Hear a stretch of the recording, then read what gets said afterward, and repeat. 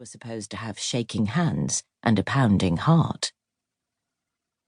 She heard the sound of heavy footsteps. Someone was searching the house. For what, exactly? What treasures did they hope to find? And why weren't they trying to at least disguise their presence?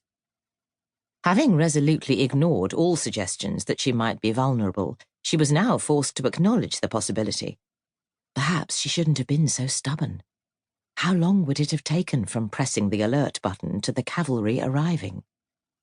In reality, the cavalry was Finn Cool, who lived 3 fields away. Finn was a musician, and he'd bought the property precisely because there were no immediate neighbours. His antics caused mutterings in the village. He had rowdy parties late into the night, attended by glamorous people from London who terrorised the locals by driving their flashy sports cars too fast down the narrow lanes. Someone had started a petition in the post office to ban the parties.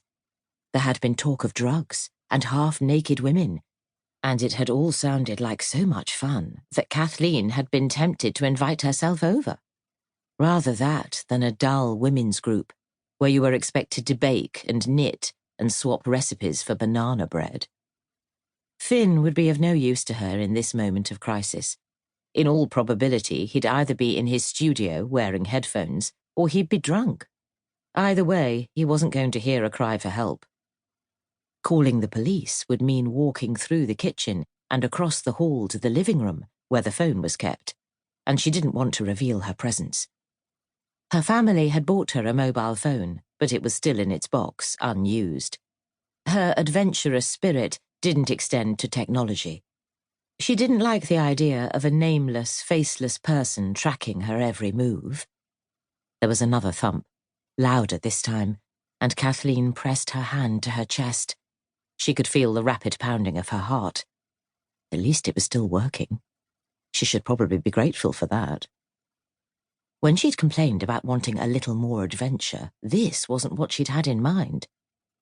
What could she do? She had no button to press, no phone with which to call for help, so she was going to have to handle this herself. She could already hear Liza's voice in her head. "Mum, I warned you." If she survived, she'd never hear the last of it. Fear was replaced by anger. Because of this intruder, she'd be branded old and vulnerable and forced to spend the rest of her days in a single room with minders who would cut up her food, speak in overly loud voices, and help her to the bathroom. Life as she knew it would be over. That was not going to happen. She'd rather die in the hands of an intruder. At least her obituary would be interesting. Better still, she would stay alive and prove herself capable of independent living. She glanced quickly around the kitchen for a suitable weapon and spied the heavy black skillet she'd used to fry the bacon earlier. She lifted it silently, gripping the handle tightly as she walked to the door that led from the kitchen to the hall. The tiles were cool under her feet, which fortunately were bare. No sound, nothing to give her away. She had the advantage. She could do this. Hadn't she once fought off a mugger in the back streets of Paris? True, she'd been a great deal younger then, but this time she had the advantage of surprise. How many of them were there? More than one would give her trouble. Was it a professional job? Surely no professional would be this loud and clumsy. If it was kids hoping to steal her TV, they were in for a disappointment. Her grandchildren had been trying to persuade her to buy a smart TV.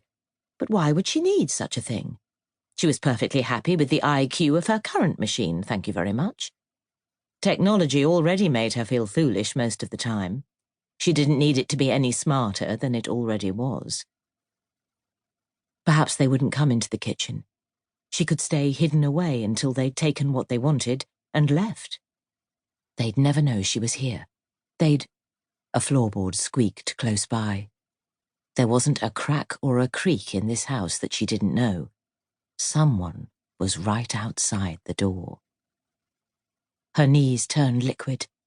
Oh, Kathleen, Kathleen. She closed both hands tightly round the handle of the skillet.